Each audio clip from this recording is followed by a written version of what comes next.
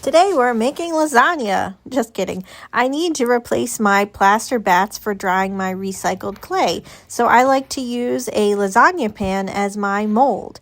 And here I'm going to show you how I do it. So I have a lasagna pan upside down with some bricks underneath it to support it. And then these wooden things are called cottle boards, and I use those to get the mold secured and ready. The lasagna pan has some clay down along the edge of the pan and then on the table as well. And that's kind of like acting as a barrier so that plaster that gets poured on top of it doesn't go under the lasagna pan. Once the cottle boards are tightened with all of the clamps, I'm going to continue adding more clay along the inside of the mold and along the bottom of the pan, or really the top of the pan, and the table to create a barrier again for the plaster. This is really important to make sure everything is sealed up really well so that the plaster doesn't spill out once you pour it in, and especially like along the seams of where the boards match the table. Once everything is sealed up nice, I'm going to use some of the Murphy's oil soap and spread that all over the mold. And this is to help the plaster release from the mold once it has cured.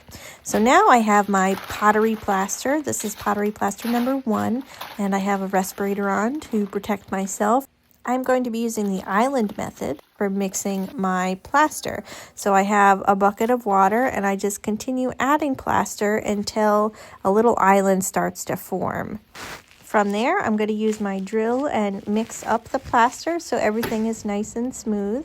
And then it's time to get it poured into the mold. Side note, if I was making a mold for casting, I definitely would want to be more careful with how I'm weighing my plaster and mixing it and kind of all of the above. But for recycling clay, this is totally acceptable. And well, that's just what we're going to go with. Anyway, I'm tapping some of the air bubbles out and then I let it dry. This took about an hour or so to dry. And now I'm using a Surform to just make the edges nice and rounded so there's no sharp corners. And we turn it upside down. And now we start to remove some of the clay along the edge of the pan. And I'll be able to lift it up nice and easily because of the oil soap. And ta-da! We have a brand new bat that will be ready to use for recycling clay in probably about 2 weeks once it dries a little bit more. Anyway, let me know if you have any questions, and I hope you have a great day.